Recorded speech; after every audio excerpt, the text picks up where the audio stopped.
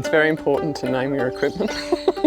We have Baby Al, who is our 2-litre still we started with, and then we have Imelda, who's our 50-litre still, and then our 200-litre still is Bruce. And our fermenters are Winnie and Sawyer, because Winnie and Sawyer were steers of ours, and as they passed a lot of gas, so do the fermenters.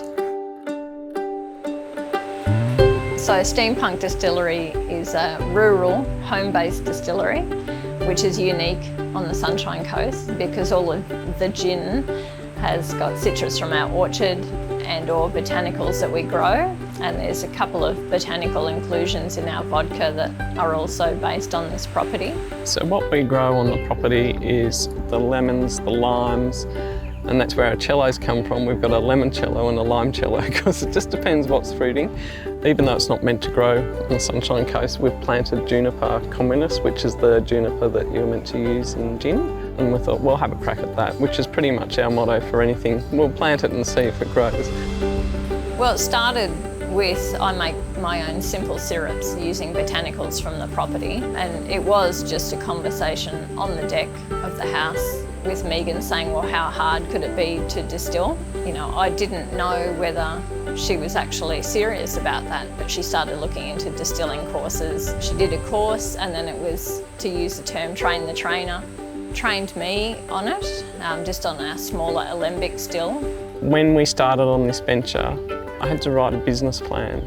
You know, this is part of the whole process of getting licenses and stuff. So, you know, that was actually a really, really good experience for me to do that.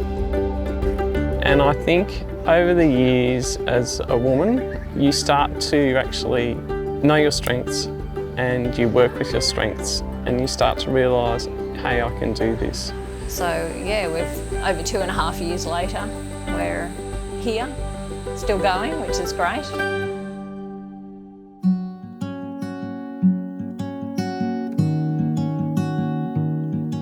So we've kind of split our roles just by what we're best at, what our strengths are. For me, it's all the paperwork I do. I do quite a bit of the distilling, and that's just from a time point of view too. All the fermenting for our vodka. So that's sort of my main sort of role, and we just both share doing the markets together. My role is social media. I do all the bottling, labelling, batching. I set the botanicals.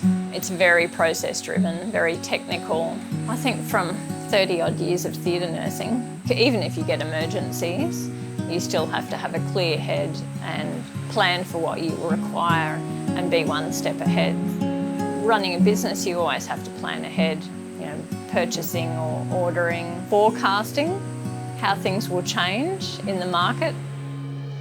Having been approved for our licence when COVID hit, we had to park it for almost a year, really.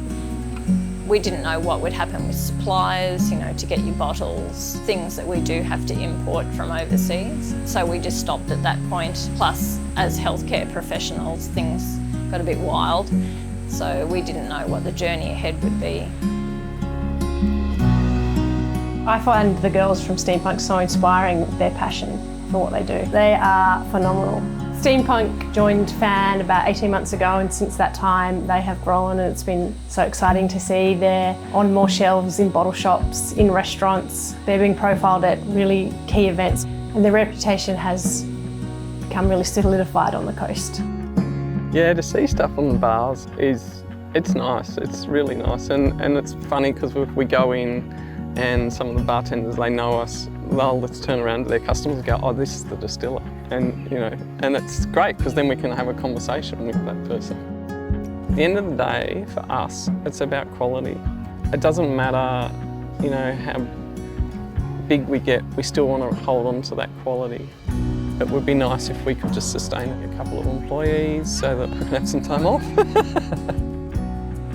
I definitely encourage people to do it and just temper everything with caution. You don't have to go large scale, massive plant. You know, start small, have a clear plan of where you want to go and time frames, and make sure if you are in business with someone else that you communicate clearly, whether it's 2 of you or 10 of you, make sure that you're all on the same page. If you're up for a challenge, you may as well just do it. People would say to me, oh, I can't do that. If I can do it, you can do it, anybody can do it. Don't put barriers up. You've got to be open to the fact that you will make mistakes and hopefully develop.